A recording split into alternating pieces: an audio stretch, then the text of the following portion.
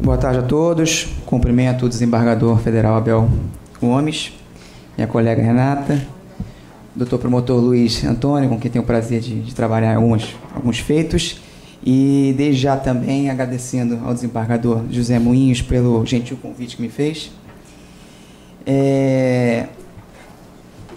Sem dúvida nenhuma, a minha presença aqui hoje se dá mais para absorver experiências, conhecimento, do que para, de alguma maneira, transmitir. Por isso, eu preparei uma fala muito breve, vou pontuar algumas considerações, algumas impressões pessoais. Atualmente, eu estou em exercício na Vara de Execuções Penais, onde eu exerço também a função de juiz fiscalizador das unidades prisionais e também presto auxílio à primeira Vara Criminal Especializada da capital, que certamente é um instrumento de reforço necessário a combate de delitos de organização criminosa, de associação criminosa com formação de milícia, da lavagem de dinheiro, que são, sem dúvida nenhuma, os maiores causadores de danosidade social que nós podemos verificar na atual realidade. Esses delitos, eles têm desafiado os órgãos de persecução criminal, na medida em que as técnicas tradicionais de investigação, elas têm se mostrado insuficientes, incapazes de trazer resultados positivos. Um simples exemplo disso é o que o doutor Luiz mencionou. Atualmente, todos nós sabemos que ninguém mais fala no telefone. Então, nesse cenário, a apuração dessa criminalidade econômica, da criminalidade organizada, violenta ou não, ela exige técnicas novas, técnicas especiais de apuração de delitos.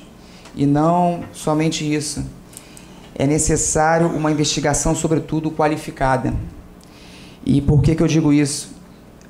Não raras as vezes nós vemos investigações mal executadas, que certamente não serão capazes de atingir os resultados positivos, tá, para esses casos desse perfil delituoso. Nós podemos ver, as tipologias da lavagem de dinheiro, por exemplo, são inúmeras, são inesgotáveis, que variam desde técnicas rudimentares às mais sofisticadas possíveis. Nós podemos falar, eu vou falar de casos julgados já.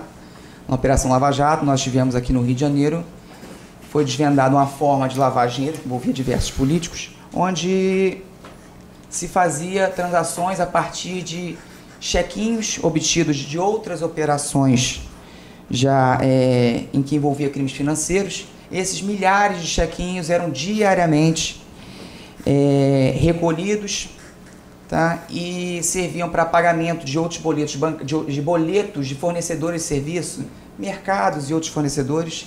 Isso gerava dinheiro, esse dinheiro é depositado em inúmeras contas correntes em depósitos que às vezes dificultavam o controle dos órgãos de fiscalização, contas correntes essas que eram abertas e fechadas num prazo muito exíguo, e tudo isso com um sistema contábil próprio do sistema bancário, com codificações e, enfim, uma série de medidas sofisticadas que certamente, eventualmente sem uma colaboração premiada, mas certamente sem um trabalho qualificado, sem um trabalho, uma técnica mais apurada de investigação, esses crimes não seriam apurados, não seriam desvendados. Então, não raras as vezes, nós deparamos com ações penais que, embora possa até ter justa causa para sua deflagração, elas acabam tendo por subsídio uma investigação capenga, mal elaborada, mal executada, e isso compromete a atividade probatória e certamente vai comprometer a solução final do processo criminal. E sobre isso ainda, é um problema que, de certa forma, nós enfrentamos, que é, muitas vezes, a autoridade policial, elas se precipitam no encerramento da investigação e tentam se socorrer de caminhos mais abreviados, caminhos mais curtos e céleres para o encerramento da investigação. E por que isso? Porque todos sabemos que o auge para a autoridade policial, o dia D para a autoridade policial, é o momento da deflagração da operação, que é o dia que vai sair no jornal a operação dele. E esse aí, para o Ministério Público, para o Poder Judiciário, é o começo de tudo. Então, a gente sofre muito com isso, com um afã, muitas vezes, de iniciar algumas operações, e isso acaba comprometendo toda uma ação penal, todo um processo criminal. Então, é preciso uma sensibilidade de todos os órgãos de persecução para verificar a possibilidade de, eventualmente, um fatiamento da investigação, o desmembramento ou não de uma ação penal. Isso aí tem pontos positivos e também tem muitos inconvenientes. E, para dar um exemplo, eu já verifiquei investigações e que nós tínhamos mais de 180 investigados. Crimes financeiros. É impossível uma análise de dados de 180 pessoas. Impossível. Um laboratório de lavagem vai demorar anos para fazer essa análise técnica. E depois, a verdade é a seguinte: o promotor e o juiz não vão conseguir trabalhar aquele mundo de informação que foi criada. Então, eu acho que o primeiro problema que nós enfrentamos na nossa atividade é justamente essa, de tentar, de alguma maneira, colocar a atuação investigativa nos trilhos para que se possa ter um bom proveito. Já com a deflagração da ação penal, que tem por objeto a organização criminosa, sem dúvida nenhuma, o fator tempo, o tempo é um fator que influencia muito para o bom resultado da ação penal. E digo isso porque nesses processos que envolvem grandes organizações criminosas, como o Dr. Luiz mencionou também, nós temos muitas interferências negativas na atividade probatória. E no próprio trabalho do magistrado, nós não raras das vezes verificamos situações de intimidação de testemunha, coação das testemunhas e também criação de expedientes para atrapalhar o próprio trabalho do juiz. Eu já peguei processos que eu tinha mais trabalho com o entorno do processo do que com o próprio processo em si. São reclamações, são corregedoria, CNJ, inúmeros expedientes de impugnação, e isso sem contar a eventual atuação em um tráfico de influência. Enfim, não é fácil. É um cenário difícil que a gente enfrenta. E, obviamente, o tempo ele agrava a possibilidade de termos esses problemas.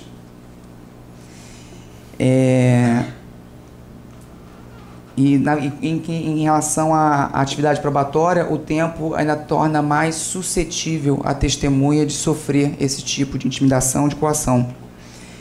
Eu trabalhei em um processo que tinha mais de 50 réus, que envolvia pessoas muito poderosas, pessoas com influência política local muito grande.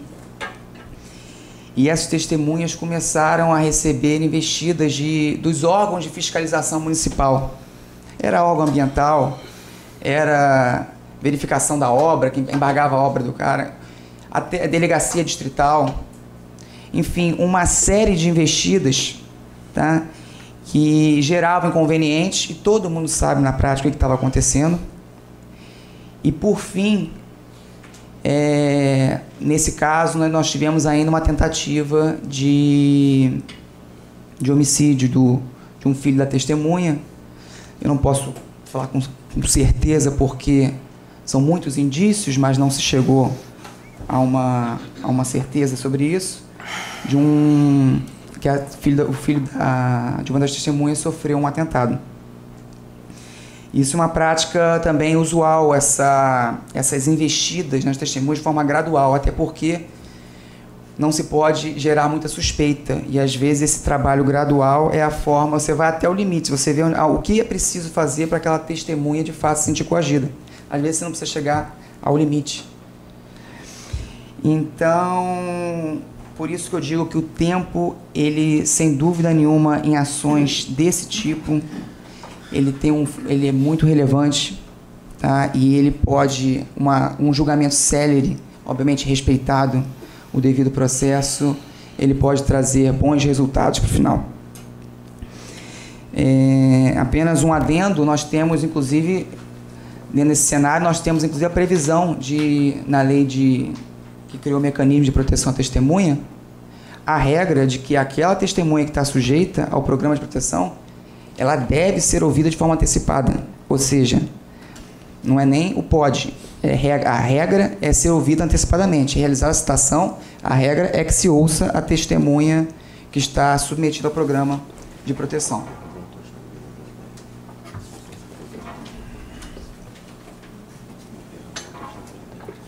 Outra medida que eu entendo profícua para garantia da atividade probatória, que foi inclusive muito utilizada na Itália quando do combate à máfia, é em relação à colocação dos presos provisórios. Óbvio que é uma medida excepcional que eu estou falando. Eu não estou falando da nossa criminalidade do dia a dia. São situações absolutamente excepcionais. É a colocação de presos em unidades prisionais que, de fato, nós impeçam ou minimizem o contato com o mundo exterior. Nós sabemos que o sistema prisional ele não funciona como deveria, isso é óbvio. Pelo contrário, colecionam-se irregularidades, colecionam-se ilicitudes. Celular nas unidades prisionais não é artigo de luxo, todos nós sabemos também. É facilmente encontrado em qualquer unidade. Mas eu posso dizer para os senhores, e aqui eu digo com a experiência de quem faz visitas diárias, semanais às unidades prisionais. Nós temos poucas, mas temos unidades prisionais e que, de fato, existe uma blindagem da entrada de celulares, tá? E nós temos também unidades prisionais que têm um controle muito rigoroso em relação ao contato com visitas e outros meios que possam ser utilizados para essa comunicação com o mundo lá fora. Portanto, o julgador ainda pode se valer desse mecanismo excepcionalíssimo, eu quero sempre frisar isso, tá? De colocação do preso provisório nessas unidades, podendo inclusive se valer do regime disciplinar diferenciado, que prevê expressamente a possibilidade do preso provisório em que há suspeita de atuação em organização criminosa ou que por algum motivo possa gerar risco fora do normal para a sociedade, em ser incluído nesse regime. Além disso, outra medida, essa sim eu acho que é a mais importante, imprescindível no combate a esse perfil de criminalidade, são as estratégias de recuperação de ativos, de descapitalização do criminoso. O crime organizado, ele é uma espécie de delinquência que se estrutura de forma empresarial e a forma de estrutura dele, ele exige duas bases, é poder e dinheiro. E é o poder, seja pela dominação da área, dominação violenta, como no caso das milícias, seja por essa simbiose com o Estado, por essa integração espúria com alguns agentes públicos. O crime organizado, ele sistematicamente se instala em bases de corrupção a agentes públicos. É muito difícil uma organização criminosa de grande dimensão, de grande porte, que ela se instale, que não tenha uma base em corrupção. Aliás, eu não conheço nenhuma que não tenha essa experiência. Essa manifestação de poder das organizações criminosas, ela propicia justamente que a organização alcance ganhos imensuráveis, lucros incalculáveis, e essa força do capital, por sua vez, é que confere também essa estruturação, que municia a organização criminosa para exercício desse poder. É cíclico a coisa. Quanto mais poder, maior é o lucro, quanto mais dinheiro, isso de certa forma também é a base para a manutenção desse poder e expansão dele. Por isso que, além de buscar, obviamente, a aplicação de uma pena privativa de liberdade, é imprescindível que seja dado o mesmo grau, até maior, de importância às práticas tendentes à constrição patrimonial, ao ataque ao produto e ao proveito criminoso e a essa recuperação de ativos. A delinquência empresarial, ela somente se sustenta enquanto tiver dinheiro. Por isso, a gente tem que se socorrer dessa forma de combate, asfixiando financeiramente essas organizações. E isso aí é sabido.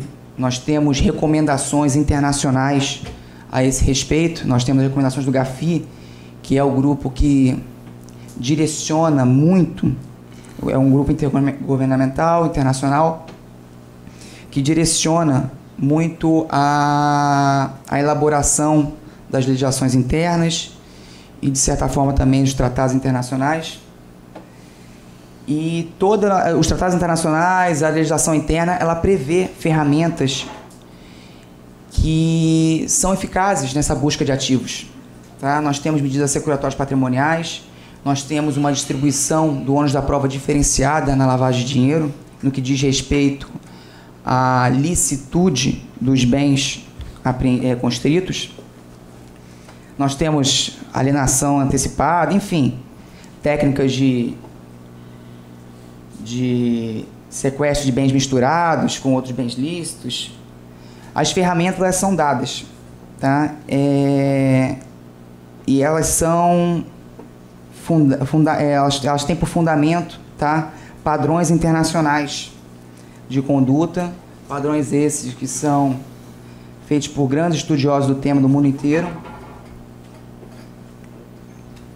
Então, nós precisamos realmente usar de forma eficaz. Tá? A recuperação de ativos, a asfixia financeira, ela deve receber o mesmo grau de importância, como eu falei, da aplicação das penas privativas de liberdade. É preciso atingir a raiz da produção criminosa, é preciso um ataque econômico a essas organizações, que, sem dúvida, é o maior fator de dissuasão dessa delinquência empresarial. Então, acho que essas eram ponderações que eu achava pertinentes, não quero me estender muito. E, mais uma vez, agradecendo o convite dos organizadores, eu retorno a palavra ao desembargador Abel. Muito obrigado pelo convite.